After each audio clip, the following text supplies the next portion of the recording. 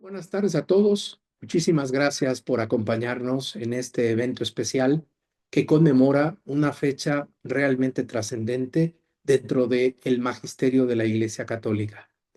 Es para mí, como director del Pontificio Instituto Teológico Juan Pablo II, un honor recibirles el día de hoy y de recibir a nuestro ponente.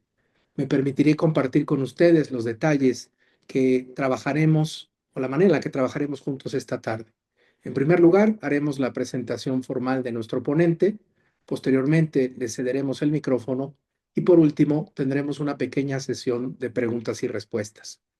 Este es un seminario web, de tal forma que dentro de la plataforma Zoom estaremos al pendiente de sus comentarios a través del chat y de igual manera solicitamos a ustedes puedan disponer sus preguntas y respuestas dentro de la herramienta que la plataforma Zoom tiene para esta finalidad. Esperamos que puedan tener una experiencia trascendente y positiva a través de esta conversación. Me permito presentar a nuestro ponente, el padre Fernando Fabó, sacerdote, legionario de Cristo. Cursó estudios de medicina y cirugía en la Universidad Central de Barcelona, ciudad de la que es natal. Como consagrado laico en el movimiento Regnum Christi y durante su primer periodo de apostolado en México, participó en numerosas actividades pastorales con jóvenes y adultos y colaboró en la fundación del apostolado Juventud y Familia Misionera. Después de su ingreso en 1995 en la Congregación de los Legionarios de Cristo, se trasladó a Roma, donde inició los estudios de formación sacerdotal en el Ateneo Pontificio Regina Apostolorum, obteniendo la licenciatura en Filosofía, el bachillerato en Teología y posteriormente la licencia y el doctorado en Bioética con una tesis titulada El abandono terapéutico. Como profesor ordinario de la Facultad de Bioética en Roma, dictó diversos cursos institucionales en el bachillerato, en la licencia y en el diploma de alto perfeccionamiento en bioética. Siguió como director numerosas tesis de licencia y doctorado. Fue vicedecano y posteriormente decano de la Facultad de Bioética del Ateneo Pontificio Regina Apostolorum. Fue miembro del Consejo Ético de Vigilancia de la Banca de Sangre del Cordón Umbilical en Sicilia y miembro honorario del Consejo Directivo de la Asociación Bioética y Derechos Humanos del Centro Internacional de Spoleto. Forma parte del Grupo de Investigación en Neurobioética del Ateneo Pontificio Regina Apostolorum. Colabora con el Instituto de Derechos Humanos y Bioética, la Cátedra de la UNESCO, de la Universidad Europea de Roma, y es socio de la Asociación Español de Bioética y Ética Médica y de la Academia Nacional Mexicana de Bioética. Fue asesor y docente del Instituto Superior de Estudios sobre la Mujer de la Universidad Europea de Roma, profesor visitante y miembro del Grupo de Investigación en Bioética del mismo instituto. Durante 12 años fue director de cursos de discernimiento vocacional en Roma y ha colaborado en la pastoral familiar en Roma, Florencia y Novara. Desde el 2016 reside en la Ciudad de México, donde ha fungido como profesor investigador en la sección mexicana de nuestro Pontificio Instituto Teológico Juan Pablo II, impartiendo los cursos de sexualidad, fertilidad humana, antropología sexual y de ética profesional para las ciencias de la familia en el programa de licenciatura. Asimismo, impartió las materias de bioética y teología del cuerpo en la maestría y posgrado. Ha sido profesor visitante en nuestras diversas sedes del instituto a nivel nacional, teniendo a su cargo la impartición de materias en ciudades como Querétaro, Celaya, León, Torreón, Monterrey y Puebla, donde ha impartido diversos cursos. Colaboró en la dimensión de formación permanente del clero y con la pastoral familiar en materias de moral sexual y bioética en las diócesis de México, de Tlalnepantla, de Izcalli y de Estelí en Nicaragua, y es profesor visitante del Seminario Diocesano de Arequipa, Perú. Colabora también en la pastoral universitaria de Izcalli. Se desempeñó como asesor espiritual de la Dimensión de Adultos y Familia de la Vicaría de Pastoral de la Arquidiócesis Primada de México entre el 2018 y el 2020 y es actualmente miembro del equipo auxiliar de las secciones de adultos del Regnum Christi en Costa Rica desde el 2020. Fue prefecto territorial de estudios de los Legionarios de Cristo en el territorio de México y Centroamérica entre 2020 y 2022. Desde julio del 2021 fue nombrado director de la Facultad de Bioética de la Universidad Anáhuac de México, donde impartió el Seminario de Bioética Global en la maestría y el Seminario de Bioética El Inicio y Final de Vida en el doctorado de Bioética Aplicada. En su haber, numerosos cursos, congresos y publicaciones. Desde julio del 2024 y actualmente es investigador avanzado y profesor de tiempo completo en la Facultad de Bioética y en el Pontificio Instituto Teológico Juan Pablo II para las Ciencias del Matrimonio y la Familia, sección mexicana. Padre Fernando, un gusto que nos pueda usted acompañar el día de hoy. El micrófono es suyo. Bien, pues es un honor para mí estar con todos ustedes, con personas que vienen de tantas realidades distintas, de tantos lugares distintos. Y pues como decía Héctor, me da muchísimo gusto poder pues celebrar con ustedes esta fecha tan importante, los 30 años de esta encíclica, eh, pues Evangelium Vitae, que para la bioética pues es como el punto de partida. Hablaremos de eso hoy. Me voy a permitir compartir la pantalla para ir con ustedes pues recorriendo este camino que vamos a tratar de hacer del modo más esquemático y rápido posible para dar tiempo después a las preguntas. Vamos a seguir un poco el siguiente esquema. En un primer momento voy a darles algunos detalles sobre el autor, aunque es muy conocido, Juan Pablo II, pero sí quisiera pues destacar algunos detalles de su vida, de su biografía, que pueden ayudarnos pues, a entender también esta importantísima encíclica en su contexto. Y a partir de ahí, pues también hablar de algunos antecedentes de esta encíclica, de este documento, antecedentes que vienen de muy atrás, ¿no? De años atrás, porque es un íter muy largo, lo veremos ahora, y ya pues lo que sería la redacción de esta encíclica. Después analizaremos en modo muy somero el esquema general de la encíclica. Daré en forma de casi casi flashes muy breves pues los principales contenidos, que podríamos también llamar conclusiones prácticamente, y vamos a terminar pues con un cierre, pues como hace el Papa, poniendo todo esto, todo este trabajo pues llenos de esperanza en las manos de María Santísima. Bien, como les decía, vamos a comenzar hablando un poco de este autor, de San Juan Pablo II, una persona que, pues, como ustedes saben perfectamente, pues ha dejado una huella muy profunda en la Iglesia. Escribe Juan Pablo II que el Redentor del hombre, ¿no? Pues es Jesucristo, es el centro del universo y de la historia. Escribe esto en su primera encíclica, Redemptor Hominis, publicada en 1979. Es el documento programático del pontificado de Juan Pablo II, y pues es casi, casi podríamos decir la profesión de fe del Papa. Es el lema, es lo que él quiere hacer, ¿no? La misión a la que él se siente llamado a realizar en la Iglesia. Em, es un texto muy importante, conviene no perderlo de vista.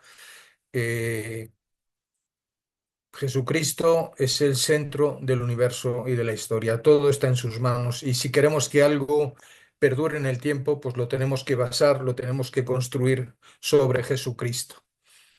Es un texto que viene del Concilio Vaticano II, de la Constitución Pastoral Gaudium et Spes, ¿no? Donde se dice: la Iglesia cree que la clave, el centro y el fin de toda la historia humana se halla en el Señor y Maestro, ¿no?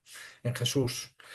Y de alguna manera, pues ya a partir de esta frase podemos hablar de una visión teológica de la historia, de una visión cristocéntrica de la historia, no solo de la Iglesia, sino pues de la visión de la cultura, de todo lo que es el hombre, la antropología del hombre.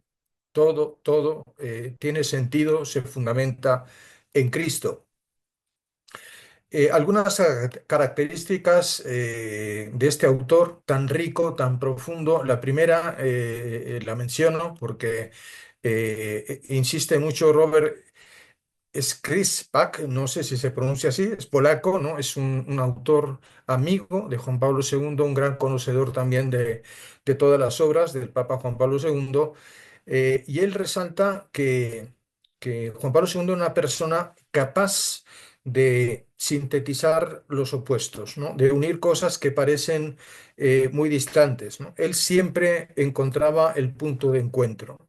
Es una persona de esas que ante posiciones antitéticas siempre sabe encontrar, siempre encuentra la clave para el diálogo, ¿no? Para no pararse y, pues ir adelante caminando juntos siempre, ¿no? Y eso se ve pues no solamente en sus escritos, en su, digamos, faceta intelectual, de filósofo, de pensador, de gran teólogo, sino también pues en toda la labor que hizo a lo largo de sus años de pontificado, ¿no? Eso que buscó el Concilio Vaticano II, volver a unir la fe, la cultura con la Iglesia, con el mundo, pues es lo que trató de hacer también Juan Pablo II con todo su pontificado. Eh, mm, Don y misterio, ¿no? Pastoral y teología. No puede haber teología sin pastoral, ni pastoral sin teología, ¿no? No puede haber escrituras sin tradición, ni tradición sin escrituras, ¿no? Es un esfuerzo constante por buscar la síntesis, por buscar la integración, la unidad, ¿no? Y otra característica muy importante es la antropología de Juan Pablo II, que también es una antropología cristocéntrica, ¿no? Y esa visión, pues viene también, debemos decirlo, señalarlo, viene del Concilio Vaticano II, donde, pues sí, hay un reconocimiento de la autonomía, legítima autonomía de las cosas del mundo, ¿no? De las realidades seculares, pero es una autonomía pues relativa, ¿no? ¿Por qué? Porque todo se funda en Cristo, todo viene de Dios y todo vuelve a Dios, ¿no? Y no podemos separar las realidades, podemos distinguirlas en planos diversos de la realidad, pero pues en el plan de Dios todo es una historia, un camino de salvación. Otra característica es el personalismo de Juan Pablo II, que algunos llaman personalismo carmelitano, ¿no? Ustedes saben que la tesis doctoral de el Papa Juan Pablo II pues versaba sobre San Juan de la Cruz, ¿no? Un gran santo carmelita, ¿no? Bueno, pues esa espiritualidad influye también en el pensamiento de Juan Pablo II y refuerza muchísimo ese cristocentrismo, en el que resalta, en primer lugar, que el hombre es amado por sí mismo. Dios ama al hombre no como medio, sino como fin. Esa visión que pues, nos evidencia que la realización de la persona pues se realiza a través del amor, a través de la propia donación, saliendo de nosotros mismos, ¿no? Y también desde esa perspectiva cristocéntrica, esa plena realización, ese modelo de donación es la Santísima Trinidad, que es una comunidad de vida y de amor, ¿no? Y esos tres puntos, de alguna manera, siempre están presentes en el magisterio de San Juan Pablo II. Es una cristología que viene de arriba, ¿no? Es por eso decimos que es descendente. Solo Cristo, voy solamente resaltando las ideas más importantes, solo Cristo es el mediador entre Dios y el hombre. También, pues, siguiendo el Concilio Vaticano II, esa relación que existe entre la creación y la redención, entre la naturaleza y la gracia, ¿no? Entre el primer Adán y el segundo Adán, Jesucristo, pues es todo parte de una misma historia de salvación. Y también, pues, resaltar cómo la Iglesia, como les decía, está convencida de que Cristo es el centro, la clave de interpretación. el medio que nos permite comprender la historia, ¿no? El sentido de la historia humana, ¿no? Que se encuentra precisamente en Jesús, ¿no? En nuestro Señor y Maestro.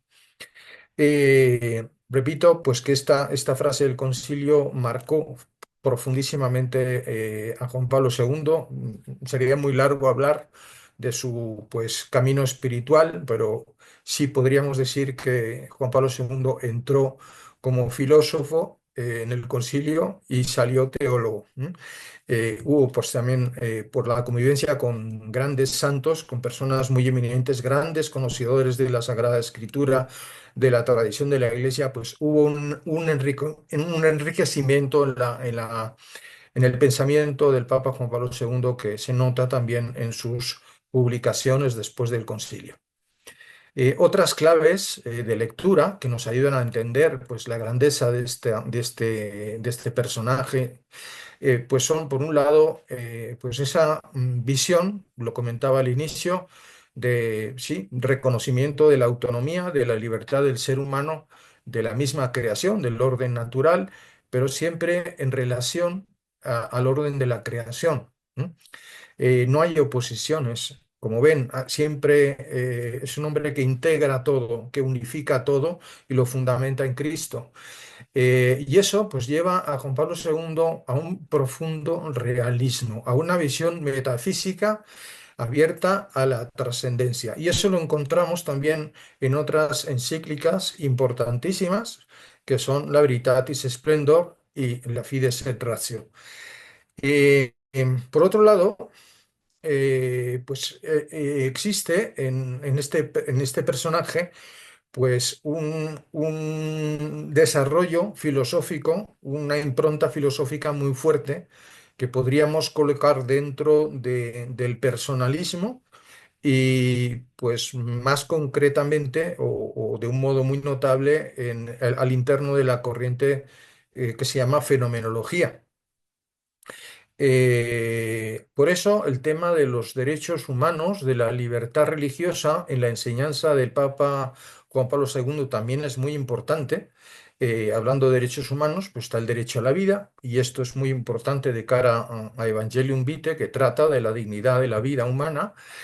Eh, y en ese sentido, pues no podemos separar pues, todos estos derechos humanos, esta dignidad humana, de lo que sería pues, la redención de Cristo, ¿no? La salvación de todos los hombres, de los nacidos y de los no nacidos. Eh, por eso, en la doctrina de Juan Pablo II, pues todos los desarrollos que hace sobre el tema de los derechos humanos se fundamentan también en un derecho importante, que es el de la libertad religiosa.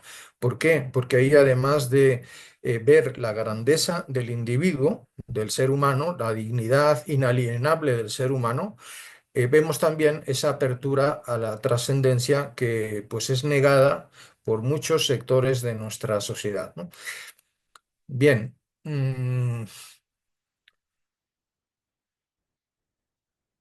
¿qué podríamos también destacar, ¿no? En este primer acercamiento? Bueno, pues digamos, el proclamar, el enfatizar el hecho de que el hombre está llamado a una plenitud de vida que va más allá de la dimensión puramente terrena, ¿no? Y que consiste, a fin de cuentas, en la participación en la misma vida de Dios. Una participación que ya comienza en este mundo, con la vida de gracia, ¿no? Pero que está finalizada, pues, a esa vida eterna. Por eso, lo temporal, lo secular, pues es parte del camino, pero no es lo que constituye lo más importante en este íter, en esta realización hasta la plenitud del ser humano. Todo hombre, todo ser humano que se abre sinceramente a la verdad y al bien, pues tiene esa capacidad ínsita de llegar a descubrir en su mismo interior esa ley natural escrita en su corazón, ¿no? Y ahí descubre el valor, la dignidad, Dignitas Infinita. Existe un documento reciente de la Congregación de Doctrina de la Fe ese valor inalienable, podríamos decir, del ser humano, el valor sagrado de la vida humana desde su inicio hasta su fin. Por eso formaría parte de esa fe en Cristo, de esa visión común con nuestro Señor, el evangelizar la vida. Hablaremos de ello después. Forma parte de nuestra creencia en Cristo el promover, el defender el derecho a la vida. Por último, anotar dos cositas. La primera, que el Evangelio del amor de Dios al hombre, el Evangelio de la dignidad de la persona y el Evangelio de la vida son un único e indivisible Evangelio. No, no podemos separar estas tres cosas, ¿no? Y consecuencia de esto es que el hombre viviente, es el camino fundamental de la Iglesia. ¿No? Somos para servir al hombre, existimos pues para servir al hombre, para pues proteger, para promover esta dignidad que nos ayuda en esta vida temporal, para llegar al cielo. Bien, eso sería un poco una introducción, si ustedes quieren, de fondo a lo que van a ser las ideas que se van a ir desarrollando después en esta importantísima encíclica. Vamos ahora, en un paso ulterior, a ver de dónde viene esta encíclica, cuáles serían los antecedentes, por qué existe este documento, ¿no? Bien, habría muchísimas cosas que decir, yo no me quiero alargar, pero pues es evidente ya desde pues, la primera mitad del siglo XX un esfuerzo por ir publicando, sobre todo en ámbitos de ética médica, entre científicos, pues una serie de manuales, incluso teólogos, ¿no? Pues pensadores católicos, eh, preocupados con el tema de la ciencia y la moral, ¿no? Preocupados pues quizá por un exceso de positivismo, de un olvido de lo trascendente, que nos lleva pues a igualar al ser humano con pues otras realidades, los animales o la misma materia, ¿no?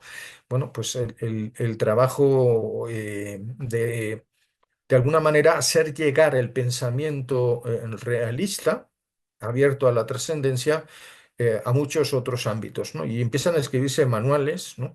Buscando pues difundir este punto de vista.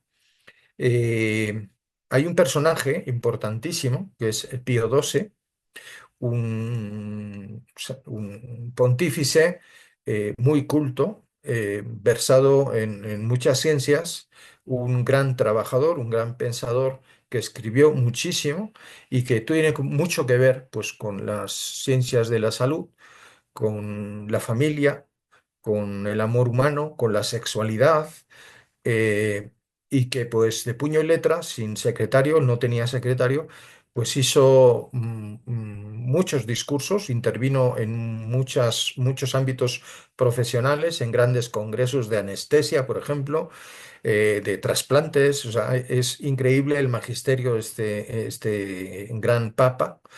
Y pues él de alguna manera fue articulando lo que sería el pensamiento moral en torno a los temas que tienen que ver con la dignidad humana, ¿no? Los problemas o los dilemas que pueden acontecer al inicio de la vida, al final de la vida. Y ustedes saben pues, que los tres grandes temas, los tres grandes ejes de la encíclica Evangelium Vitae son, por un lado, la vida, la dignidad de la vida, y luego los dilemas al inicio de la vida. Habla específicamente del aborto y al final de la vida habla específicamente de la eutanasia. Sucesivamente, una congregación importantísima también en la Iglesia, la Congregación de la Doctrina de la Fe, pues empieza a elaborar documentos importantes sobre pues eutanasia, sobre aborto, etcétera. Entra en muchas materias de moral, manipulación de embriones, etcétera, ¿no? Empiezan a escribirse documentos sobre todas estas temáticas, eh, a nivel pues científico. pues la ciencia pues progresa muy rápidamente, y muchas personas pues empiezan a cuestionarse ese aparente progreso que pues a veces puede suscitar algún tipo de perplejidad en cuanto pues a consecuencias negativas que puede tener pues para lo que sería una visión del ser humano completa, una antropología adecuada y también un verdadero concepto de lo que es el progreso, el desarrollo del ser humano, el bien común. Y por eso, en el ámbito de la ciencia empiezan pues, iniciarse interacciones con otros ámbitos como podrían ser la filosofía y la teología.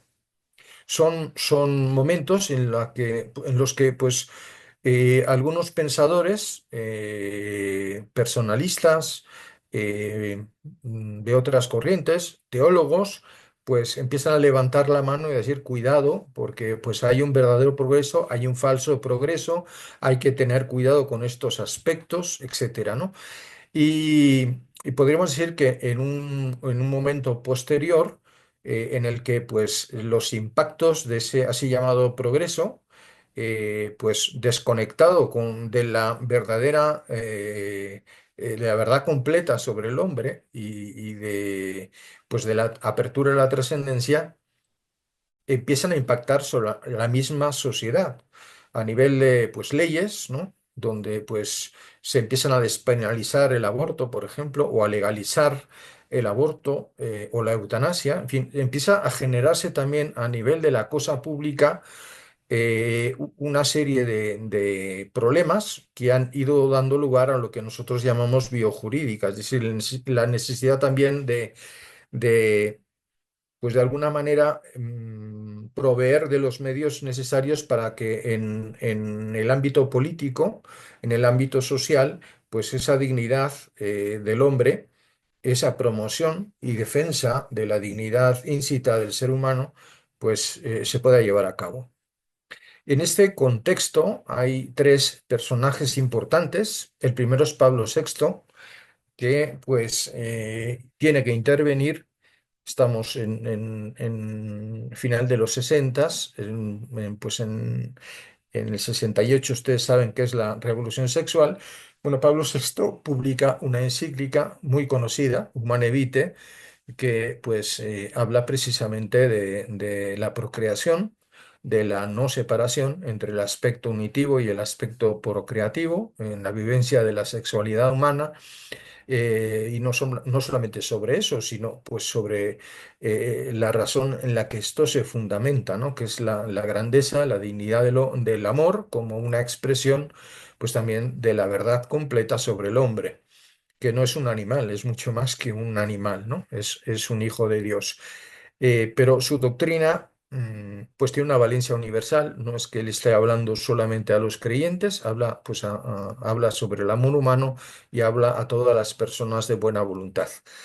Hay pues otro en esta línea, otro personaje importante del que pues hoy estamos hablando, Juan Pablo II, que pues de alguna manera a través de pues, tres encíclicas, lo que sería la Veritatis Splendor, la Fides et Ratio y Evangelium Vitae, pues a través de esos tres importantísimos documentos, pues trata de blindar, podríamos decir, ¿no? De presentar en un modo muy claro, muy impactante, pues esa verdad completa sobre el ser humano que tiene que ver pues, con la inteligencia, con la voluntad, con esas facultades espirituales del hombre, tiene que ver con la ética, con la vida práctica, ¿no? Con la moral, y tiene que ver pues, con la dignidad de la vida.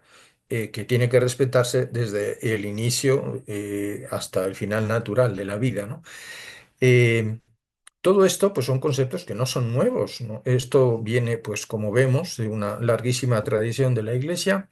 Son temas que se tocaron en el Vaticano II, son temas que, como hemos visto, pues, han sido de alguna manera pues, desarrollados a lo largo, sobre todo, del siglo XX, pero llega un momento que, pues, como que Juan Pablo II y otras personas de la Iglesia dicen, bueno, esto no está llegando al mundo, ¿no? Es necesario abrirnos al mundo, es necesario dialogar con el mundo porque pues encontramos hoy una fuerte resistencia pues a esa visión completa, a esa verdad completa sobre el ser humano y a pues a muchas enseñanzas de la Iglesia. Pasó con Humane Vitae, ¿no? Que no fue bien acogida, pasa pues con el tema de los anticonceptivos, ¿no? Pasa con el tema del aborto, pasa con el tema de pues aceptar en esta cultura hedonista el sufrimiento, la enfermedad, en fin, hay mil cuestiones, hay una separación entre lo que es las ideas, ¿no? O las creencias, por un lado, y lo que es la vida real, ¿no? De las personas, ¿no? Y Juan Pablo II dice, pues tenemos que salir a evangelizar, tenemos que ir a predicar pues el evangelio de la vida. Bien, en ese contexto, en ese camino largo, pues el Papa toma una decisión en 1994, que es fundar la Academia para la Vida, la Pontificia Academia para la Vida, precisamente buscando ese diálogo con el mundo de la ciencia, con los intelectuales. Lo mismo pues que pues con la juventud, pensó en las jornadas mundiales de la juventud, con las familias pensó en la Jornada Mundial de las Familias. Bueno, pues en el mundo de la ciencia dijo, por aquí necesitamos una institución que de alguna manera esté fomentando ese diálogo, ¿no? constante para hacer que el mensaje, el Evangelio de la vida, pues llegue a todas esas instancias, ¿no? Y su misión, pues, como ustedes saben, pues es enseñar, es informar, es dar medios de formación, pues sobre todo aquello que pues atañe, como está reseñado aquí, a todas las cuestiones de biomedicina, de derecho, que tienen que ver con la promoción y la defensa de la vida, ¿no? Y sobre todo, pues en aquellas que campo específico de la Iglesia, pues tienen que ver con la moral. En fin, es un paso importante que se produce, digamos, ahora lo veremos, en ese íter de elaboración de la encíclica Evangelium Vitae. La academia se funda un año antes de la publicación de la encíclica, pero la encíclica ya se había comenzado a escribir, ¿no? Es parte de ese camino. Eh, Juan Pablo II, lo decíamos, busca llevar adelante el Evangelio de la vida, evangelizar este Evangelio como parte de su misión en la Iglesia. Él estaba preocupado, lo anotábamos hace un momento, por la situación cultural del mundo, ¿no? Él veía señales, ¿no? de muchas manifestaciones, ¿no? De que pues, había una ruptura, ¿no? entre pues, la Iglesia y el mundo, el progreso y la moral, ¿no? Se habla de un nuevo paradigma. Antes lo que pues, decíamos que no todo lo que es técnicamente posible es moralmente admisible. Hoy estamos en una cultura en la que se dice todo lo que es técnicamente posible es moralmente admisible. Y hay del que levante la mano y se oponga, ¿no? Y se atreva a decir algo en contra de ese progreso, entre comillas. En fin, él percibía las señales ya desde mucho antes, ¿no? de que había una ruptura, una fragmentación, algo que iba contra esa visión unitaria, contra esa visión de síntesis que él tenía, ¿no? Y que la Iglesia pues, manifestó tan claramente en el Concilio Vaticano II. ¿No? Y pues esto se une pues a una ciencia que avanza rápidamente, rapidísimamente, ¿no? Y a la que es muy difícil a veces llevarle, o sea, seguirle el paso. Y también el problema es que todas estas cuestiones, ¿no? Están ya en estos momentos fuera, en el mundo, fuera de la Iglesia, sino que están también dentro de la Iglesia, ¿no?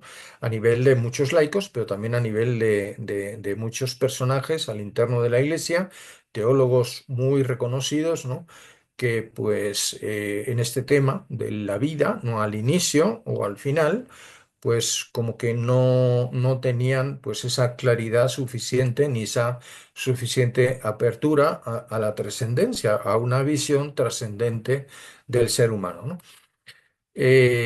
¿Cómo podemos percibir todo esto, aunque sea un poco repetitivo, pero pues el relativismo, ¿no? Sobre todo, esa desconfianza hacia instituciones pues tradicionales como la Iglesia, pues todo eso ha ido dominando esa autoridad, esa autoritas que podría tener la Iglesia, ¿no? A la hora de decir pues, lo que está bien y lo que está mal, a la hora de querer orientar pues, a los fieles, pero también al mundo, a todas las personas de buena voluntad. El mayo del 68, la así llamada revolución sexual, la difusión masiva de los anticonceptivos, pues todo esto ha ido creando enormes dificultades en el tema de la anticoncepción, pero más allá de esto también la misma visión de la sexualidad humana, ¿no? Una sexualidad que hoy se vive pues desconectada de la procreación, una sexualidad que hoy se percibe como recreativa, ¿no? Eh, y esto, pues por otro lado, en una cultura hedonista, pues puede tener desarrollos impensables. La planificación familiar misma, ¿no? Pues no se ve ya pues, como un ejercicio responsable de la paternidad o de la maternidad, ¿no? Sino como un medio, pues para, por un lado, empoderar a la mujer, ¿no? Liberarse de la maternidad, y por otro lado, pues como un medio para evitar los embarazos no deseados. Y como les decía, pues el relativismo imperante, esa subjetividad, ¿no? En todo, todos tienen la razón a la vez, ¿no? Y ese hedonismo que impera en nuestra cultura, pues han ido llevando a una visión de la sexualidad, pues marcada por la búsqueda de la satisfacción individual, ¿no? De pues la realización personal, ¿no? Si me gusta bien, si me caso y si pues me es fácil sigo y si no, pues lo dejo. En fin, es una visión donde todo se usa y se tira, es lo que el Papa Juan Pablo II pues tantas veces ha llamado cultura del descarte, que nos ha llevado pues a banalizar la sexualidad, pero también a banalizar la vida, la misma vida, y esto pues sobre todo pues en esos momentos iniciales y en esos momentos finales, ¿no? Y al inicio de la vida pues nos encontramos con muchos dilemas, con muchas problemáticas que en el fondo lo que esconden pues es una visión eugenista, ¿no? Pues el rechazo de las malformaciones o de las enfermedades o de a veces de mínimos defectos, ¿no? Que pueden traer los niños o las niñas, y también pues al final de la vida pues con una aceptación social, o con una legalización en algunos países de la eutanasia y del suicidio asistido. Eh, Bien, el gran problema pues es la resistencia que se experimenta a la hora de presentar pues lo que llamamos nosotros una antropología adecuada, ¿no? Una antropología que no solamente nos presenta cómo funciona el ser humano fisiológicamente, ¿no? Sino pues una antropología que dé razón del ser humano, una verdad completa sobre el ser humano, una antropología que nos diga de dónde venimos, quiénes somos y a dónde vamos, cuál es el sentido de la vida, ¿no? Porque una vida sin sentido, pues es una vida que huye del dolor, del sacrificio, de la entrega, de la propia donación. Y eso, pues, eso se llama egoísmo y eso, pues, explica la infelicidad en la que viven muchas personas hoy, porque estamos hechos para entregarnos, para amar, y eso es lo que nos hace plenamente felices. Hoy existe, podemos decirlo, dentro y fuera de la Iglesia, un desconocimiento generalizado en lo que pues, nosotros llamamos antropología cristiana, esa antropología adecuada, ¿no? En la que pues, la clave es la lógica del don, ¿no? Y experimentamos muchos límites, muchas dificultades, muchas barreras a la hora de predicar ese evangelio de la vida, ¿no? Es que difícil a veces es pues hacer llegar el mensaje de la Iglesia, no solamente pues a nivel de doctrina, sino también pues a nivel de práctica, ¿no? Y eso, pues, eso explica esa situación general, pues explica el por qué el Papa quiso escribir esta encíclica. Eh, Bien, el íter ya, el que tiene que ver con la redacción de la encíclica, es un íter bastante complejo, bastante complicado y bastante largo. ¿M? Y eso se explicaría pues por varias razones. La primera es porque el Papa quiso que participara mucha gente, preguntó a muchísimas personas opiniones, ¿no? Quiso escuchar, ¿no? Escuchar mucho, por un lado. Otro, pues un documento que se fue madurando muy lentamente, ¿no? Podríamos decir que desde que se empezó a escribir la encíclica, ahora hablaremos de eso, en el 91, hasta que se publicó en el 95, pues pasaron 4 años, ¿no? Entonces es un texto, un documento, una encíclica a la que el Papa dedicó un importantísimo porcentaje de tiempo, ¿no? Al interno de su pontificado. Y eso nos hace ver también la importancia de esta encíclica. Una encíclica que sí, pues conviene precisarlo bien, no trae novedades, ¿no?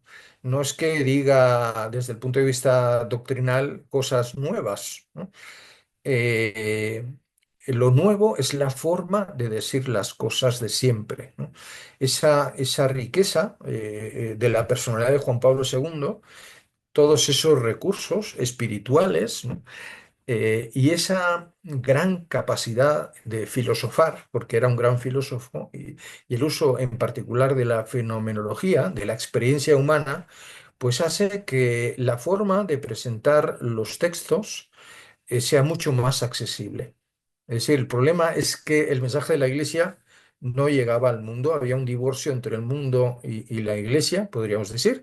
Bueno, eso que intentó volver a coser el Concilio Vaticano II no cuajó, ¿no? Y el Papa pues se propone esa tarea de, por lo menos en este ámbito de la vida, y pues si queremos en un modo mucho más general, en el ámbito de la verdad completa sobre el hombre, bueno, pues ahí están Fides et Ratio, les decía, Veritatis Splendor y Evangelium Vitae, ¿no? Esas son, digamos, las encíclicas antropológicas de Juan Pablo II. Entonces, por un lado, no hay novedades, pero por otro, hay una forma nueva, maravillosa, de decir las cosas de siempre. Eh, son temas, ciertamente, los que toca la encíclica, de que desde el punto de vista doctrinal son muy importantes, ¿no? Esenciales, ¿no?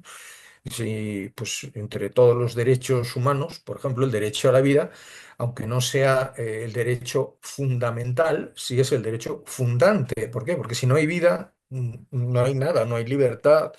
Los otros derechos humanos, pues de alguna manera, pues necesitan fundamentarse, pues en la vida. Son temas importantes, el aborto, la eutanasia, ¿no? Pero pues ya teníamos documentos sobre eso y documentos muy buenos, muy bien desarrollados, sobre todo por la Congregación de la Doctrina de la Fe. Teníamos en 1974 una declaración sobre el aborto procurado, otra también del 80, de 1980, que se llama Jura et Bona, que habla sobre la eutanasia. Tenemos la instrucción Donum Vitae del 87, escrita 8 años antes de Evangelium Vitae, donde se habla de los embriones, se habla de la fecundación artificial. Es decir, teníamos ya muchas cosas escritas, ¿no? Y muy bien escritas, por otra parte, ¿no? Bueno, entonces, ¿por qué volver sobre lo mismo, ¿no? ¿Por qué insistir pues en temas que pues ya de alguna manera ya se han desarrollado muchísimo, ¿no? Y aquí hay pues una historia entre bambalinas que yo no sé si ustedes conocen, ¿no? Que es, o sea, un poco sería la chispa que encendió todo esto de escribir esta encíclica, ¿no? En el 1991, ¿sí? El 4 de abril de 1991, esto está perfectamente documentado, se tiene en el Vaticano un consistorio extraordinario de cardenales, ¿no? Una reunión, petit comité de los cardenales, para ver una serie de temas, ¿no? La orden del día, pues eran dos grandes temas, ¿no? El primero era el tema de las amenazas a la vida, sobre todo el tema del aborto. Y por otro lado, pues iban a estudiar el fenómeno de los nuevos movimientos religiosos, no católicos, ¿no? Porque había muchos problemas en África, en América Latina. Entonces, un poco esos eran los dos grandes temas que iban a tratar en esa reunión de cardenales.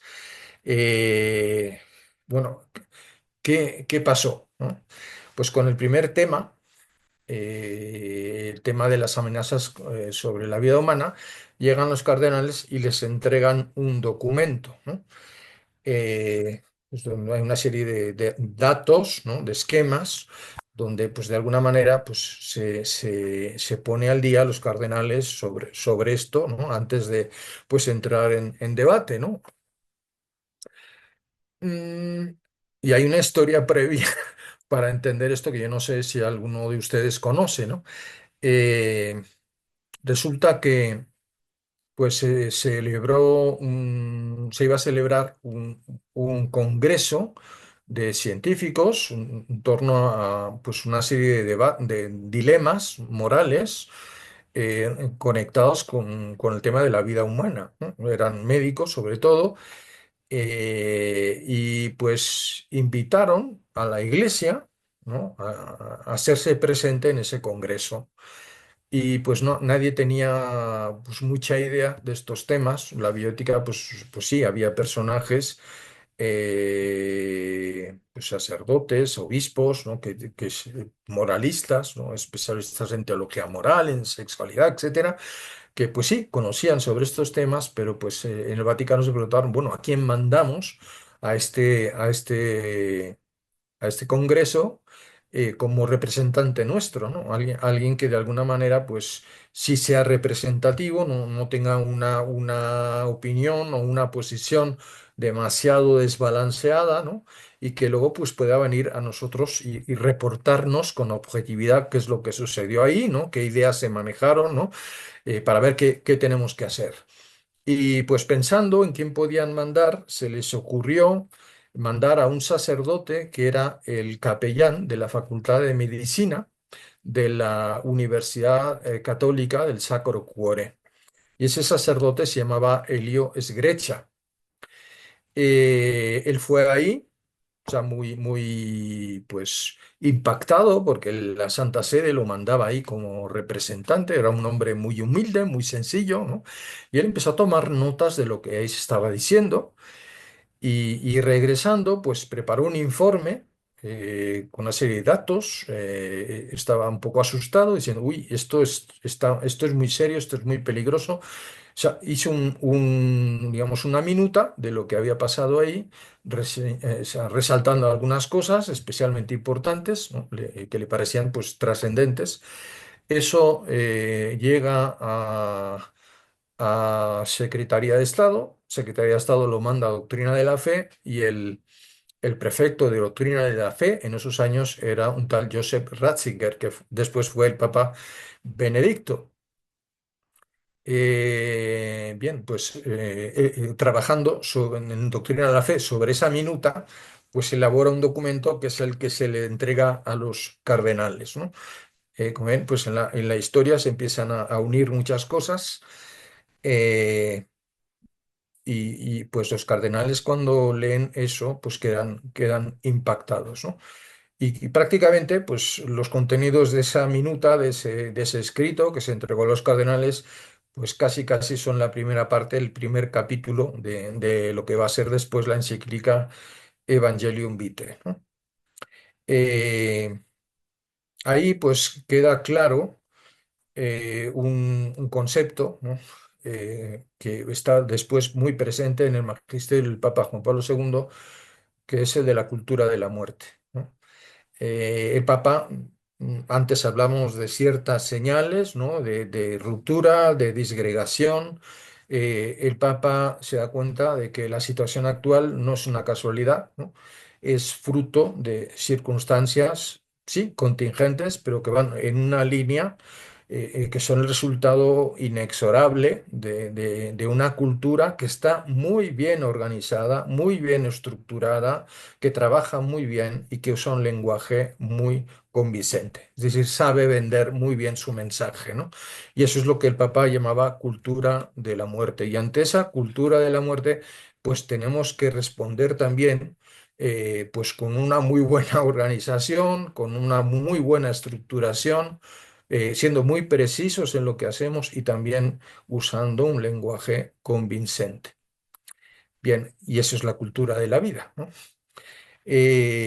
Esa reunión de cardenales pues levantó ampollas, ¿no? Se filtraron algunas cosas. Aquí les pongo un ejemplo de lo que pasó en la prensa en el país, ¿no? Hay un artículo, ahí tienen el enlace por si quieren divertirse un rato, ¿no? Aquí les pongo algunos extractos del artículo, ¿no? Ratzinger pues, dice que el tema del aborto pues, tiene que ver con los ricos y los pobres, ¿no? Sacan todo de contexto, pero pues algunas cosas dicen interesantes, dicen que la complicidad, habla de la complicidad de los estados que permiten que se destinen medios colosales al aborto y la eutanasia, ¿no?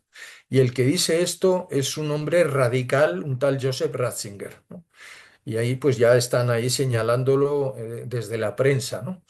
Dice, en un discurso de una gran virulencia llegó a comparar la lucha contra el aborto con una pugna de los ricos contra los pobres, ¿no? Una guerra, dijo el cardenal Ratzinger, ¿no? Que busca la eliminación de los minusválidos, de los que molestan o simplemente de los que son pobres o inútiles, ¿no?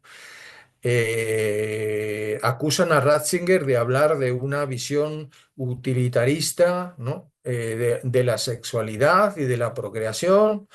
Pues, este hombre es un fanático porque dice que la pérdida de Dios está en la base de todos los ataques a la vida humana. Y este cardenal se ha permitido decir, ¿no? Que donde Dios ha desaparecido, también lo ha hecho la dignidad absoluta de la vida humana. Bien, ¿por qué ese encono? ¿Por qué esa oposición contra Ratzinger? ¿No? Pues porque Ratzinger fue el relator, ¿sí? El organizador, la voz cantante en esa reunión de cardenales, en ese consistorio de cardenales del 91. Ahí el Papa, el futuro Papa Benedicto, pues hablaba a partir de esta minuta de las informaciones que iban llegando pues de números muy consistentes de víctimas de las pues, técnicas de fecundación artificial, del aborto, en fin, de toda esta serie de prácticas que banalizan la sexualidad y la vida humana. Hablaba de un eclipse moral del hombre, ¿no? De una dificultad para percibir dónde está el bien y dónde está el mal, una incapacidad del hombre pues, para escuchar la propia conciencia. Y bueno, fruto de este primer consistorio, de este cuarto consistorio de cardenales del 91, pues es que los cardenales unánimemente le piden al Papa, con Pablo II, eh, que haya un documento oficial del magisterio, ¿no? Hablando sobre el valor de la vida humana, sobre el valor inviolable de la vida humana, ¿no? Entonces, esta es la chispa, ¿no? Que de alguna manera prende los trabajos de una encíclica que va a tocar temas que ya se habían dicho, ¿no? Pero sobre los cuales la Iglesia pues, percibe que el mensaje no ha llegado y que es necesario responder y responder pues, con una cierta urgencia y con una cierta consistencia. Bien, hay muchos temas sobre la encíclica, digo, curiosidades, si ustedes quieren también.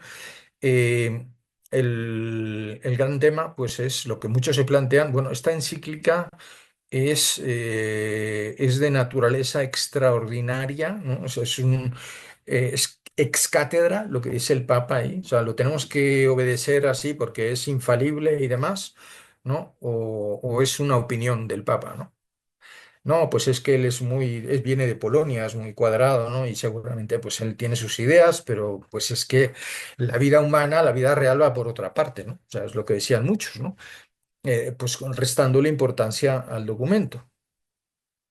También es verdad que en el ITER, pues no es el ITER normal de, digamos, elaboración de un documento ex cátedra en donde Papa pues pide opinión a todos los obispos del mundo y recibe retroalimentación y eso se trabaja muchísimo, ¿no?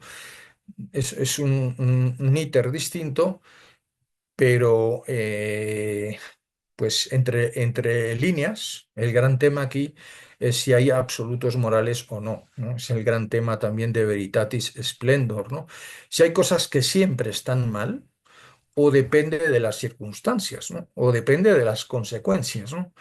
Si de alguna manera el fin puede, en algunos casos, justificar los medios. Si hay excepciones a la regla, ¿no? Que se puedan permitir, ¿no? Donde, bueno, una cosa, sí, a veces está mal, a veces está bien, o sea, dejando de lado pues todo lo que era la enseñanza clásica, donde pues habíamos aprendido en la ética clásica que las circunstancias nunca hacen bueno un acto que de por sí es malo. En fin, ese es un poco el gran tema de fondo, la gran preocupación bueno, sale un documento muy contundente sobre la vida, sobre el aborto, sobre eh, la eutanasia, bueno, hasta qué punto tenemos que hacer el caso o no tenemos que hacerle caso, ¿no? Pues basta leer el documento, aquí les propongo algunos números, del 50 y tantos en adelante, ¿no? Especialmente el 57, los que van por el número 60, ¿no? Casi, casi entre final de mitad de los 50 hasta el número prácticamente 80 del documento, pues son cosas muy, muy sustanciales, ¿no? Que se dicen ahí y usando un lenguaje que también pues recuerda a documentos ex cátedra, ¿no? Aunque pues formalmente, digamos, no es una declaración ex cátedra, pero en el lenguaje, la referencia pues, a la escritura, a la tradición y al magisterio, y la misma afirmación de que esto forma parte de, digamos, el mensaje, digamos, constante de la Iglesia, que no cambiará nunca, pues nos hace pensar en una declaración ex cátedra, ¿no? Tal cual es. Bien, dejo la cosa abierta, ¿no? Pero pues basta leer el documento para darse cuenta, ¿no? Y con esto, pues el íter, digamos, de redacción termina y nos encontramos pues con que pues la cosa ya está más o menos lista. El Papa, de todas maneras, se los decía antes, quería escuchar a todo el mundo, quería recibir retroalimentación. El 19 de mayo de ese año, en la solemnidad de Pentecostés, pues manda una carta a todos los obispos del mundo, ¿no? Donde pues habla de la intangibilidad de la vida humana y vemos leyendo esa carta, ahí tienen el enlace por si la quieren leer. Habla de todos los temas que después se van a tratar en la encíclica Evangelium Vitae, ¿no? Eh, Bien, en esta carta hay unos textos interesantes que quisiera así comentar con ustedes. El primero es una analogía que hace el Papa, interesante. Habla de la Rerum Novarum. En aquel entonces pues estaban celebrando los 100 años de la Rerum Novarum, que es, digamos, la encíclica con la que empieza lo que nosotros llamamos la doctrina social de la Iglesia.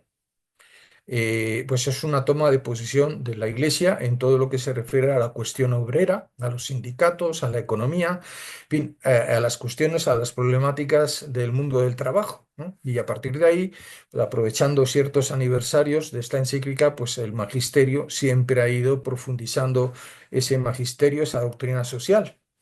Bueno, pues análogamente, Evangelium Vitae sería pues lo que en el orden de la dignidad de la vida y de los derechos humanos, respecto al inicio, al final de la vida, bueno, pues sería lo mismo que Rerum Novarum en el ámbito de lo social. Si es un punto de partida, es un posicionamiento fuerte de la Iglesia, ¿no? Que pues sale a las calles a predicar el Evangelio de la vida y así lo tenemos que entender. ¿M? Sale a la defensa de muchas personas oprimidas, de muchas personas que no tienen voz, ¿no? Hoy es el día de los mundial, de los no nacidos. Bueno, pues la Iglesia sale a defender a los no nacidos, sale a defender a tantas personas que pues por desidia, por abandono, por descarte, pues son abandonadas en su enfermedad, se les abandona pues a la muerte o se provoca, se acelera su misma muerte, ¿no? Eh, pues es eso, es salir a predicar el Evangelio de la vida. Ese es el objetivo, ese es el centro de este esfuerzo de Juan Pablo II, de toda la Iglesia, por salir a las plazas, a las calles y volver a poner en su lugar la vida humana, toda la dignidad de la vida humana en todo momento y condición. Eh, no se puede, no se puede prescindir del anuncio del derecho inviolable a la vida, cuyo titular es cada hombre desde su concepción hasta su término natural. Esto aparece pues, sí, en esta carta mandada el día de Pentecostés, como les decía, a todos los obispos de la Iglesia. Y pues llegamos al 30 de marzo al 25 de marzo, perdón, fecha de la Anunciación, en la que se publica, y no es casualidad la fecha, pues esta importantísima encíclica, ¿no? Sobre pues, el valor y el carácter inviolable de la vida humana, que se conoce pues, con las primeras palabras, con las palabras iniciales del documento, Evangelium Vitae, ¿no? El Evangelio de la vida, donde se manejan, pues como hemos estado repitiendo, tres conceptos fundamentales: la inviolabilidad de la vida humana, por un lado, la inmoralidad del aborto, es algo inmoral, algo que está mal siempre, ¿no? Y la inmoralidad de la eutanasia, ¿no? Y son temas pues que se incluyen, ¿no? Y se incluirán, en esto no va a haber cambios, en lo que es la doctrina irreformable del magisterio ordinario de la Iglesia. Bien, en cuanto a los contenidos, pues lo que se busca fundamentalmente es mover las conciencias. Les decía que no hay cosas nuevas, lo que sí hay pues es una forma diferente de decir las cosas y también se busca específicamente pues influir sobre los líderes, ¿no? Los líderes de opinión, los políticos, porque, pues, les decía, hay ciertas resistencias muy difíciles de vencer y hay un oscurecimiento moral muy grande, una incapacidad para ver dónde está el bien y dónde está el mal, y hay, pues, ya ciertos estados que, pues, empiezan a legalizar cosas, ¿no?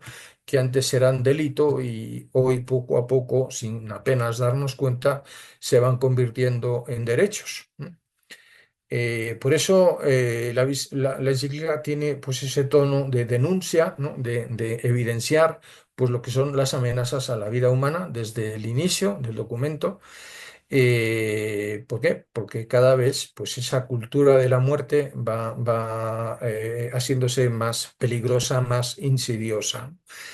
Lo que se veía en los años 60, que ya iba mal, ese divorcio entre pues, la Iglesia y el mundo. Les comentaba antes, ¿no? Ese intento de volver a unir fe y cultura, ¿no? La Iglesia y el mundo, que fue el Concilio Vaticano II, pues como que no logró en plenitud alcanzar suficientes resultados, ¿no? Y lo que vemos hoy es que la cosa va empeorando. O sea, que sí hay un gran deterioro moral, que esa cultura de la muerte está trabajando muy activamente y que pues es necesario espabilarse, ¿no? Es necesario despertar la conciencia y ponernos a trabajar, como decía antes, salir a las calles, a las plazas, a predicar el Evangelio de la vida. Por eso, pues esta encíclica. Hay a nivel estructura, ¿no? Una serie de partes importantes. La primera, pues es una introducción donde ya se plantea pues, el tema del valor inalienable, ¿no? de la vida humana, la dignidad de la vida humana, y en modo general, pues se habla de las amenazas a la vida humana, que luego se van concretando a nivel de los diversos capítulos, ¿no? El capítulo primero, donde se habla de estas amenazas ya en un modo mucho más detallado, haciendo pues especial énfasis en una visión perversa de la libertad, ¿no? Que es la que impera hoy en el mundo, y una falta de visión trascendente. El Papa habla, y esta metáfora la usó mucho el Papa Benedicto también, de un eclipse ¿no? del sentido de Dios, ¿no? Dios desaparece del horizonte y eso lleva pues también a un eclipse del sentido del hombre, ¿no? Hemos perdido también la visión de la grandeza, de la maravillosa dignidad del ser humano, ¿no? Eh, en el capítulo segundo, pues ya se habla más específicamente sobre el mensaje cristiano, sobre la vida, ¿no? Y pues ahí empieza la encíclica pues, a tocar todos los dilemas morales al inicio de la vida. Después se habla de la ley santa de Dios, ¿no? Una ley que, pues, con una apertura a la verdad sobre el hombre, ¿no? Pues descubrimos escrita en nuestra conciencia, pero pues es necesario recordar pues ese valor sacro de la vida, esa dignidad inalienable del ser humano, ¿no? Que no puede pues caer en esas abominaciones como son pues el aborto y la eutanasia, ¿no? A pesar de que en algunos países las leyes lo permitan, nunca una ley humana va a poder hacer bueno algo que es malo, ¿no? En el capítulo cuarto, pues hay una especie de ponderación, es una síntesis y una ponderación de lo que eh, pues deberíamos hacer. Es una llamada al compromiso, a la esperanza, ¿no? A confiar, a saber que, pues, como pues tantas veces también repitió en su magisterio el Papa Juan Pablo II, el Señor Jesús es el Señor de la vida y también es el Señor de la historia, ¿no? Nosotros tenemos que trabajar confiando en esa presencia del Señor, ¿no? Que siempre, siempre nos ayuda. Hoy el Evangelio en esta fiesta de la Anunciación tan hermosa, pues nos trae esas palabras del ángel que nunca debemos olvidar, ¿no? A Dios nada le es imposible, ¿no? Dios lo puede todo. Y en la conclusión, pues el Papa usa ciertas imágenes que vienen del Apocalipsis, ¿no? Y en ese contexto nos propone a María como pues modelo de maternidad. María es la que acoge la vida a pesar de las dificultades, a pesar de que pues llega el ángel y pues cambia toda su vida, todos sus planes, ¿no? Bueno, María acoge la vida, María se entrega a defender y a promover esa vida que ha acogido en su corazón. Y María pues nos tiene que acompañar en este combate contra esa cultura de la muerte, nos tiene que sostener en esa esforzada tarea de evangelizar con el Evangelio de la vida. Ahí tienen pues un esquema más detallado con los números de lo que serían los principales temas, desarrollos que hemos tratado de ir viendo de modo muy, muy esquemático, como cápsulas, ¿no? Más que conclusiones, si ustedes quieren, de todo lo que hemos estado viendo. Voy muy rápido porque el tiempo vuela. Pues tener consciente, ¿no? Pues todos esos atentados a la vida naciente o a la vida terminal de los que hemos estado hablando. Ahí también el Papa hace referencia a la pena de muerte, ¿no? Que ustedes saben que el Papa Francisco pues también volvió sobre el tema.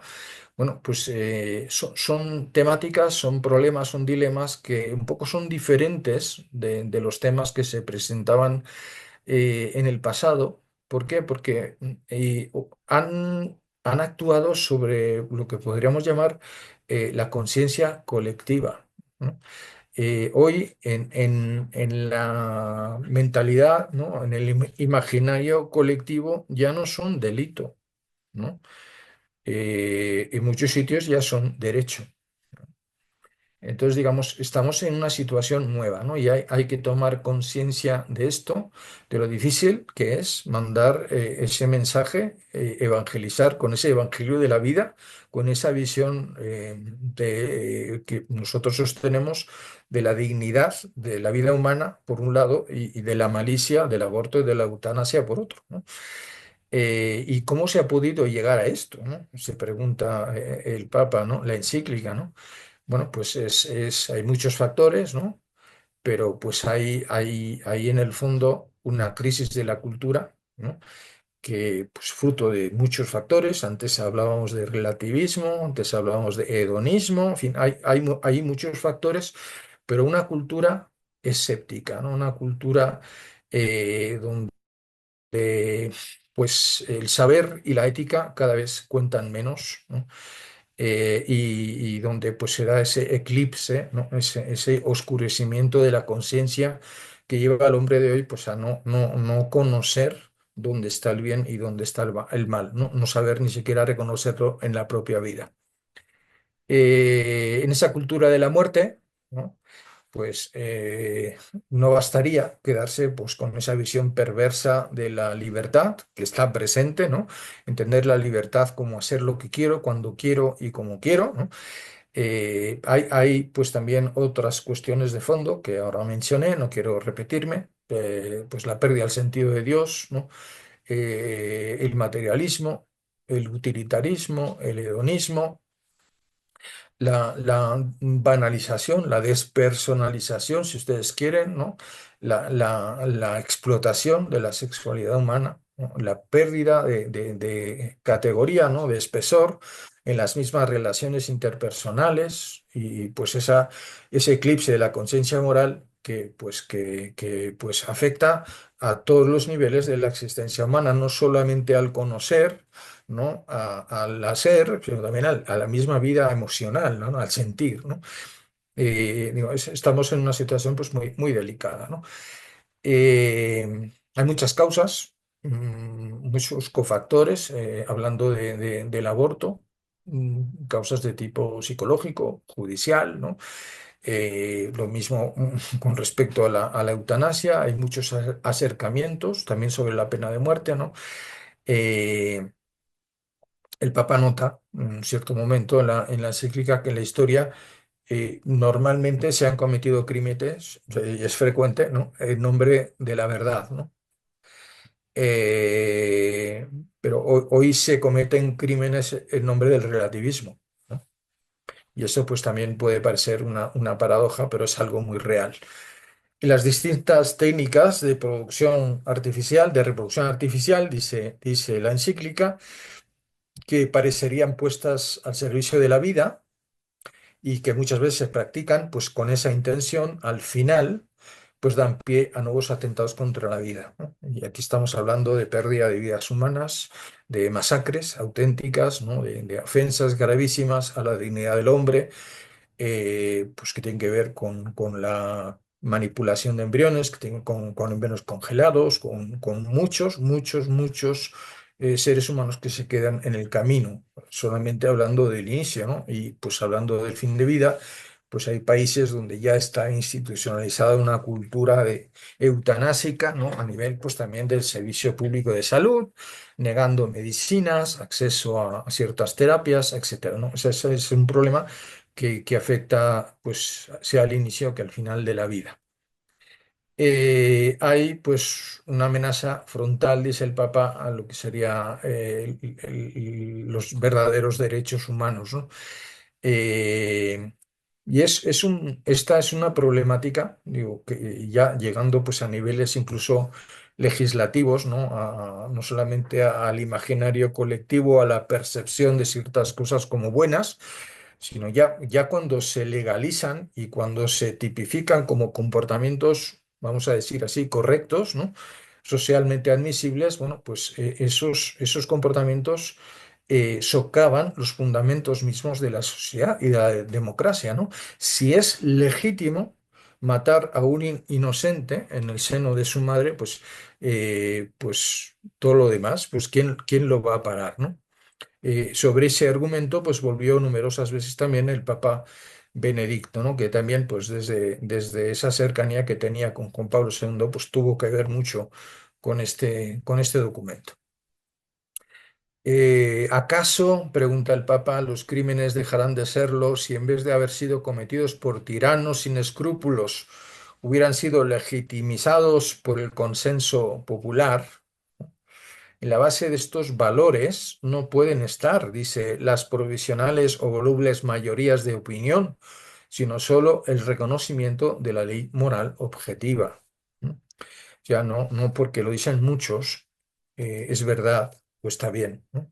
Digo, y eso pues hay que tener mucho valor para decir esto, ¿no? Lo podemos pensar, ¿no? Podemos estar de acuerdo, pero predicar y vivir esto pues no es fácil. El hombre, dice Juan Pablo II, a diferencia de los animales y de las cosas, no puede ser sometido al dominio de nadie, tampoco de las mayorías. Por eso esa visión de la dignidad del ser humano, de los derechos del ser humano, pues nos tienen que ser muy fuertes, muy resilientes, ¿no? Ante esta cultura de la muerte. Pese a todos los condicionamientos, dice, y esfuerzos por imponer su silencio, no logran, dice, sofocar la voz del Señor que resuena en la conciencia de cada hombre. En este íntimo santuario de la conciencia puede empezar un nuevo camino de amor, de acogida y de servicio a la humanidad, ¿no? Santo Tomás de Aquino decía que cuando Dios hizo al hombre lo hizo bien, ¿no? Ahí está la conciencia y a veces, pues tocando fondo es cuando pues se despierta la conciencia. Por eso siempre, siempre tenemos que estar abiertos a la esperanza, ¿no? Ese combate, ¿no?, entre la cultura de la vida y de la muerte, pues nos toca a todos, tiene que ver con todos nosotros. No podemos declararnos neutrales, ¿no?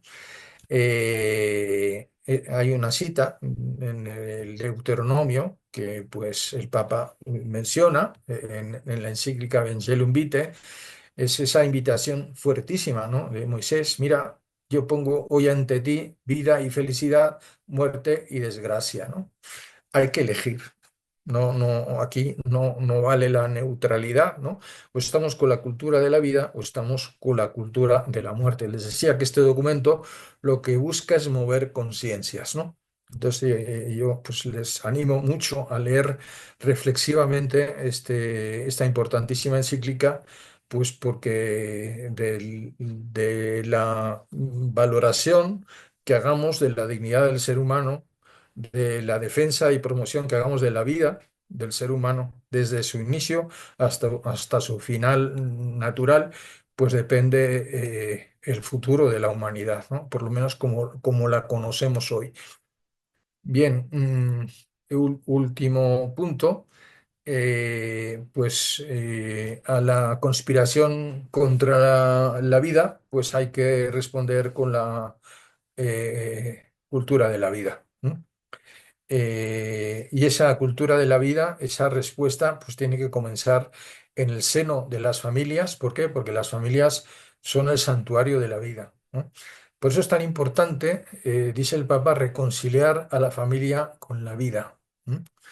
Partiendo, partiendo del reconocimiento del don maravilloso de Dios, que es la vida humana, ¿no?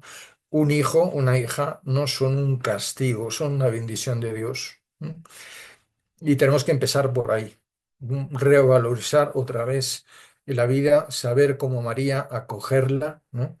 Aunque pues nos cambie los planes, aunque pues de alguna manera nos pueda sorprender en algún momento, bueno, mirar mucho a María para pues valorar, acoger y defender la vida, ¿no? Eh, Partíamos pues con unos números fuertes donde se hablaba pues esos tres elementos, ¿no? La dignidad de la vida humana, la indignidad del aborto, la indignidad de la eutanasia. Quisiera concluir este camino. Yo sé que ha sido pues muy rápido, muy superficial si ustedes quieren, pero pues la encíclica es larga, con este número, el número 99, que es una invitación a la misericordia, ¿no? Los caminos de la providencia son muy extraños, ¿no? Dios escribe derecho con renglones torcidos, ¿no? Y nunca hay que juzgar a las personas. Una cosa es el pecado, ¿no? El aborto y la eutanasia. Otra cosa es el hombre, la mujer pecadora, ¿no? Y pecadores somos todos. Entonces no tenemos que juzgar a nadie. Sí, muy claros en las ideas, en los conceptos, en la proclamación de la verdad, pero como Jesús, bondadosos, misericordiosos, comprensivos, siempre cercanos, siempre tendiendo la mano a nuestros hermanos y a nuestras hermanas. Es verdad, dice el Papa, hablando de pues, a mujeres que han abortado, es verdad que lo sucedido fue y sigue siendo profundamente injusto, ¿no? Sin embargo, dice, no os dejéis vencer por el desánimo y no abandonéis la esperanza. Antes bien, comprended lo ocurrido e interpretadlo en su verdad. Si aún no lo habéis hecho, abríos con humildad y confianza al arrepentimiento. El Padre de toda misericordia os espera para ofreceros su perdón y su paz en el sacramento de la reconciliación. Podéis confiar con esperanza a vuestro Hijo, a este mismo Padre y su misericordia. Ayudadas por el consejo y la cercanía de personas amigas y competentes, podréis estar con vuestro doloroso testimonio, dice, y esto es maravilloso, podréis estar entre los defensores más elocuentes del derecho de todos a la vida. Y continúa, por medio de vuestro compromiso por la vida, coronado eventualmente por el nacimiento de nuevas criaturas y expresado con la acogida y la atención hacia quienes están más necesitados de cercanía, seréis artífices de un mundo, de un nuevo modo, perdón, de mirar la vida del hombre. Este número, pues, de alguna manera cierra todo este recorrido, ¿no? Y nos presenta, pues, esa misericordia también como fuente de esperanza, ¿no? El Papa concluye esta maravillosa encíclica con una oración a María, que yo, pues, quisiera rezar con ustedes, ¿no? Para, pues, también poner en manos de María, pues, esta reunión tan hermosa pues estamos celebrando hoy, este aniversario que tiene que estar lleno también de agradecimiento a Dios, a San Juan Pablo II y pues también con María pedir la intercesión de este gran santo para que nosotros también pues salgamos a las calles, a las plazas, a predicar con nuestra vida sobre todo y también con la palabra, pues ese evangelio de la vida. Dice así, oh María, Aurora del mundo nuevo, Madre de los vivientes, a ti confiamos la causa de la vida. Mira, Madre, el número inmenso de niños a quienes se impide nacer, de pobres a quienes se hace difícil vivir, de hombres y mujeres víctimas de violencia inhumana, de ancianos y enfermos muertos a causa de la indiferencia o de una presunta piedad. Haz que quienes creen en tu Hijo sepan anunciar con firmeza y amor a los hombres de nuestro tiempo el Evangelio de la vida. Alcánzales la gracia de acogerlo como don siempre nuevo, la alegría de celebrarlo con gratitud durante toda su existencia y la valentía de testimoniarlo con solícita constancia para construir, junto con todos los hombres de buena voluntad, la civilización de la verdad y del amor, para alabanza y gloria de Dios, creador y amante de la vida. Pues que así sea.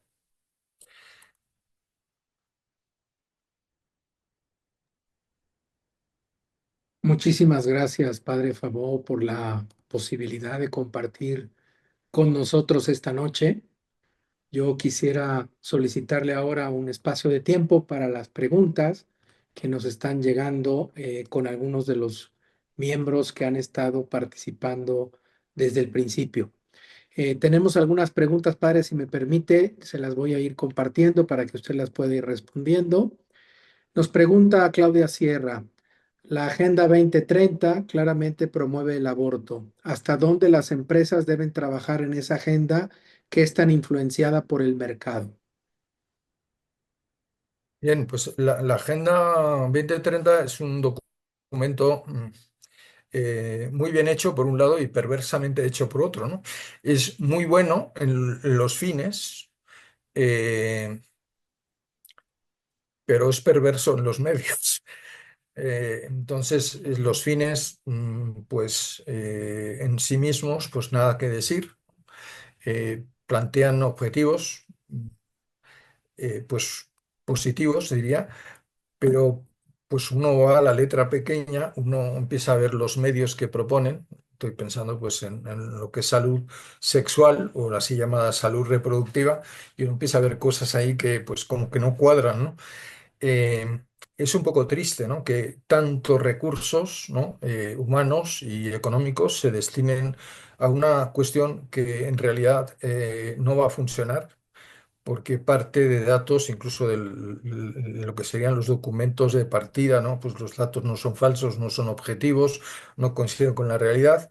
Y además, pues si uno sigue lo que son la trayectoria del trabajo en Naciones Unidas en este campo, pues es una vil copia de otros documentos que se hicieron hace ya bastantes años y no se ha hecho nada, ¿no? Entonces digo, es un pozo sin fondo triste, ¿no? Ojalá nosotros, pues desde esa cultura de la vida, tengamos claros los fines, ¿no? Que son buenos, pero nos pongamos a trabajar con, pues, con los medios correctos, ¿no? Que son, pues, por un lado, no banalizar la vida, sino, pues, promoverla y defenderla en su plenitud, también esa dimensión trascendente.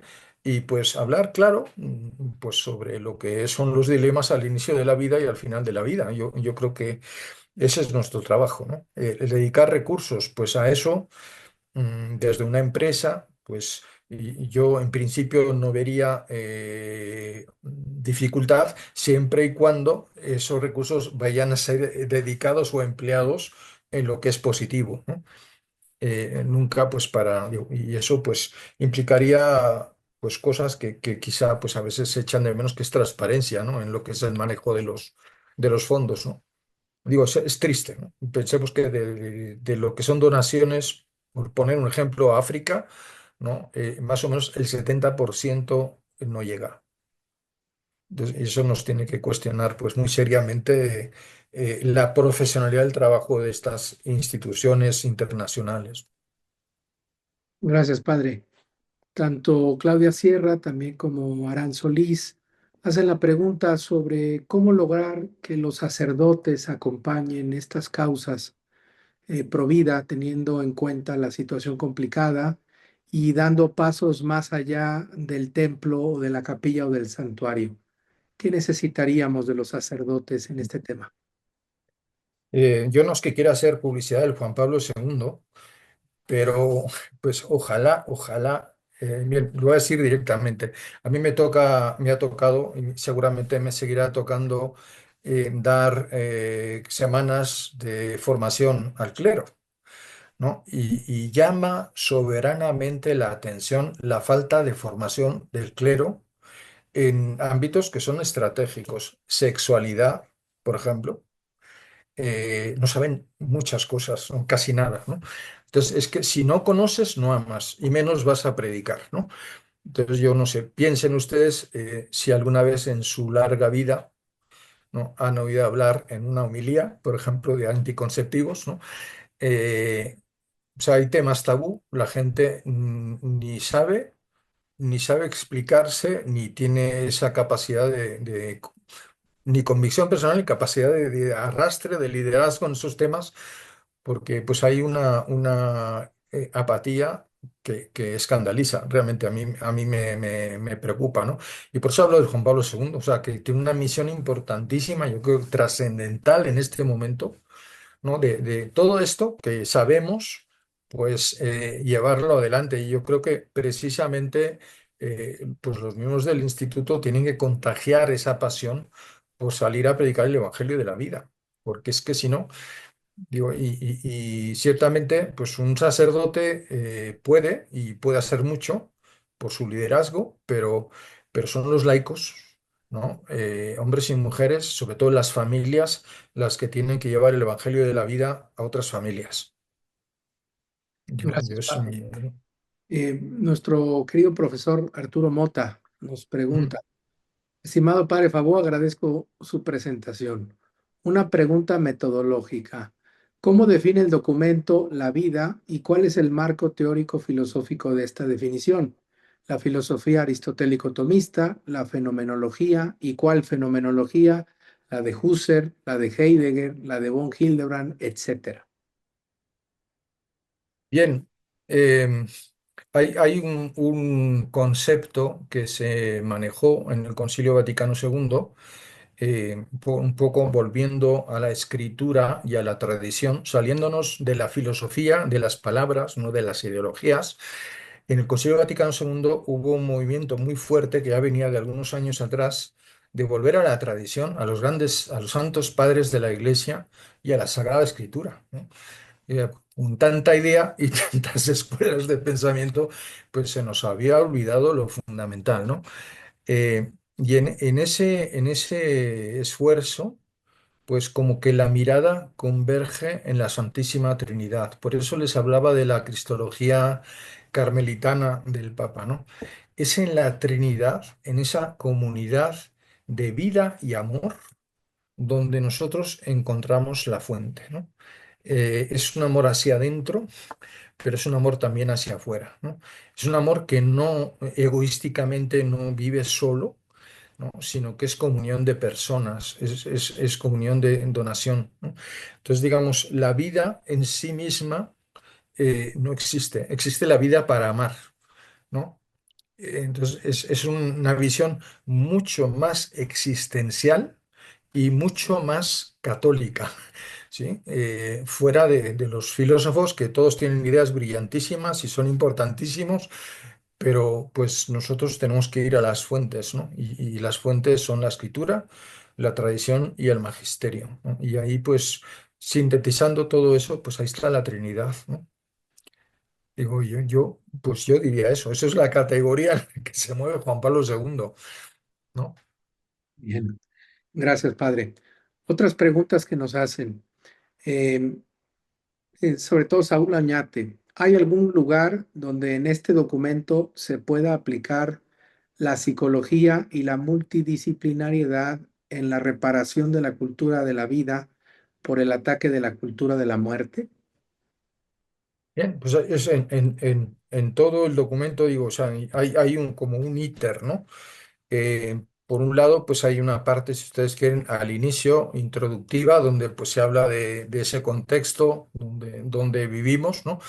Hay que saber, digamos, reconocer dónde estamos, ¿no? Es una fotografía de la realidad.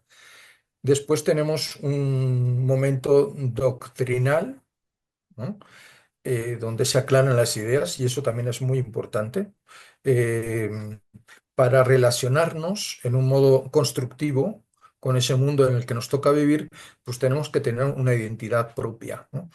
Y partiendo pues de lo que somos, ¿no? Hijos de Dios, ¿no? Y ahí, pues está la parte, digamos, doctrinal, que no solamente es un conocer, sino sobre todo es un vivir. Después está ese aterrizaje final del documento, donde pues como que se hace una síntesis, ¿no? Y se nos lanza ese llamado a la cultura a ser evangelizadores de la cultura de la vida, ¿no? Y ahí entra todo, o sea, es decir, esa cultura de la vida no va a vencer la batalla con la cultura de la muerte escribiendo libros, ¿no? Publicando ensayos muy profundos, ¿no? O abriendo solamente escuelas, ¿no? Para enseñar todo esto, que está muy bien y es muy importante, ¿no? Sino que va a ser la misma vida donde nosotros vamos a realizar este trabajo, ¿no? En nuestra vida profesional, por eso hablaba de los laicos, ¿sí? O sea, es en el contacto familia con familia, en tu profesión, ¿no? Como médico, como abogado, lo que seas, donde tú vas a ser evangelizador de la vida, ¿sí? O sea, ya tenemos muchos libros, ya tenemos muchas cosas. La encíclica, repito, no dice nada nuevo, ¿no? El problema es que eso no llega. Y la gente que va a hacer que eso llegue pues son los laicos, ¿no? Son sobre todo las familias, ¿no? Si en el Concilio Vaticano II se dijo que los jóvenes tenían que ser evangelizadores de los jóvenes, ¿no? Juan Pablo II y el Papa Francisco, en un modo muy fuerte, nos dicen que son las familias las que tienen que evangelizar a las familias, ¿no? Y el evangelio más importante, el prioritario, es el evangelio de la vida. Como decías, es el fundamento de todo, ¿no? Es desde cada categoría profesional, es en el mundo donde nosotros tenemos que evangelizar, ¿no? Yo creo que ese es el gran tema. Por eso decía que nadie queda fuera de este combate entre la cultura de la vida y la cultura de la muerte. Nos toca a todos donde estamos, ¿no? Y hay mucho que hacer. Digo, lo que yo digo, si alguien además quiere escribir libros, pues qué bueno, pero ahora lo urgente no es digamos, la parte de la formación intelectual. Es muy importante la formación en las virtudes, en los valores, ¿no? Y sobre todo el testimonio. El Papa Benedicto lo explicaba muy bien, ese oscurecimiento de la conciencia, ese ser incapaces de reconocer la dignidad del ser humano, nos ha llevado pues a ser incapaces de amar, ¿no? Y pues a hacernos incapaces de hacer muchas cosas que van más allá de lo que nos gusta o no nos gusta, ¿no? Y lo que va a revertir la situación no son los libros, no son las ideas, es el testimonio de vida de nosotros cristianos, que en el mundo, como los primeros cristianos, tenemos que dar testimonio. ¿Mm? La formación es un medio, nos ayuda, pero lo importante es la acción, ¿no? Ese evangelizar con la vida. Gracias, Padre. Una pregunta más. Tomás Ríos plantea cómo podría enfocarse esta encíclica del Evangelio de la Vida a un tema tan sensible como el abandono de los enfermos. Bien, pues digo, mm, mi tesis doctoral era pues precisamente sobre eso, ¿no? Si hacemos números, muere mucha más gente por abandono que por eutanasia, ¿no? Es decir, el abandono, el pecado de omisión, hoy por hoy es lo más grave, ¿no? Amar es una elección. No solamente es un sentimiento, una emoción, es una elección, implica todo el ser humano, su inteligencia, su voluntad, ¿no? Y el problema, pues, es que sentimos, nos compadecemos, ¿no? Pero no hacemos, ¿no? Y en ese sentido, pues, el abandono clama al cielo, porque parece que es menos que la eutanasia, ¿no? Pero pues hace muchísimo daño, muchísimo daño. O sea, repito, en números, pues es lo más grande, lo más grave, ¿no? Y en ese sentido, pues es una categoría que no conviene olvidar, ¿no? Eh, lo recordamos, pues los que van a misa el domingo, pues en ese acto penitencial, cuando decimos pensamiento, pecados de pensamiento, palabra, obra y omisión, ¿no? Digo, y pues esa categoría del abandono es eh, muy importante. Y el Papa pues en eso insiste, ¿no? Abandono, digo, pues al inicio de la vida, al final de la vida, y también pues abandono de esas mujeres pues que han caído, por ejemplo, en el aborto, ¿no? Que no, pues no hay que dejarlas solas, hay que también evangelizarlas, ¿no? Acogerlas con muchísima misericordia pues como decía el Papa, pues probablemente las personas que han pasado por esa experiencia pues son las que más van a valorar la vida y la maternidad. Gracias, Padre. Usted nos ha compartido dos ideas importantes, el testimonio y la formación, lo que como laicos podemos hacer. Algunas de las preguntas que hacen los asistentes el día de hoy van referidos a eso.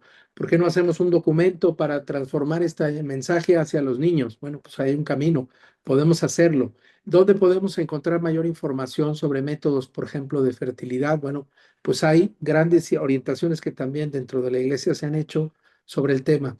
Creo que combinar entre testimonio y acción puede ayudarnos a nosotros. Bajo esta luz, pues también muchos comentarios de sus alumnos de la maestría, padre, que le felicitan, le agradecen, le aprecian poderle ver y poderle saludar el día de hoy. Y un poco en función de los tiempos que habíamos dado para este espacio, tenemos que ir concluyendo. Me gustaría pedirle, padre, una reflexión final para posteriormente cerrar nuestra conversación en este aniversario por el treinta años de la publicación de Evangelium Vitae. Bien, pues este lema del Juan Pablo II está a la mano. Hay una persona muy importante que ha levantado la mano que se llama Gaspar Guevara. Ahorita lo subimos a la conversación, padre. Bueno, pues en ese contexto de somos familia, ¿no? Y esperanza viva, pues yo creo que están ahí pues conceptos, mensajes muy fuertes y muy importantes, ¿no? Vivimos en una cultura donde pues nos encontramos ciudades donde hay mucha gente sola. Entonces digo, el ser familia, el abrirnos a los demás, el vivir en salida, en no encerrarnos en nuestra comunidad o en nuestros guetos, ¿no? En la gente que piensa como nosotros y demás, es muy importante, ¿no? Todo nace de ese deseo de dialogar con el mundo. ¿Por qué? Porque Dios quiere que todos los hombres se salven y lleguen al conocimiento de la verdad, ¿no? Lo decía San Pablo. Entonces digo, ese ser familia, pues es evangelizar, ¿no? Hoy por hoy, a un mundo que vive amargado, vive muy triste porque no tiene a Cristo, porque no lo conoce, ¿no? Y luego, pues, la esperanza, ¿no? Y creo que también otra característica del mundo, además de la frustración y el aburrimiento, es la falta de esperanza, ¿no? Y nosotros, pues, tenemos que testimoniar pues teniendo hijos, ¿no? El siendo generoso con los demás, con nuestro tiempo, con nuestros recursos. Bueno, pues ahí estamos testimoniando que esperamos, ¿no? Esperamos en Dios, que confiamos. Y eso, pues, es que lo que va a ser de nosotros, pues, personas que no solamente hablan de la vida, sino que viven intensamente, viven plenamente, pues, lo que son, ¿no? Lo que, la vocación que han recibido, ¿no? Hoy, repito, pues celebramos la Anunciación, ¿no? El día en que le fastidiaron todos los planes a la Santísima Virgen María, ¿no? Y ella supo decir que sí, ¿no? Como Jesús, que vino a este mundo a hacer la voluntad de Dios. Bueno, pues que tengamos esa esperanza, esa plenitud de vida que nos lleve a, pues, a decir que sí a Dios y a evangelizar ese evangelio de la vida. O sea, que no pase nadie por nuestra vida sin pues, sentirse animado, estimulado, ¿no? Con nuestro testimonio, pues a amar a Dios y amar a los hermanos, a los hombres y a las mujeres de nuestro mundo. Muchísimas gracias, Padre Favó. Recibimos a nuestro vicepresidente de la sección mexicana, el Padre Gaspar Guevara. Padre, buenas noches, gracias por acompañarnos. Adelante, Padre. No solo para estar en los tiempos, muchísimas gracias. Lo que quería era poner mis manitas para aplaudir, pero gracias por la oportunidad, gracias por el favor, por no dejar pasar esta fecha de un documento tan importante, de un documento que, como bien lo explicó, y en todo el ITER, nos ha ayudado y nos sigue iluminando en este faro que es justamente pues el magisterio de la Iglesia y de San Juan Pablo II. Gracias de verdad, por favor. Gracias, Héctor, por esta iniciativa y gracias a todos los que nos han acompañado. Que San Juan Pablo II nos siga bendiciendo desde el cielo, nos siga ayudando en esta tarea tan importante y tan hermosa de acompañar matrimonio a la familia y pues a seguir siendo pues obreros, como decía el Papa Benedicto XVI, en la viña del Señor. Gracias, Héctor, y que Dios les bendiga.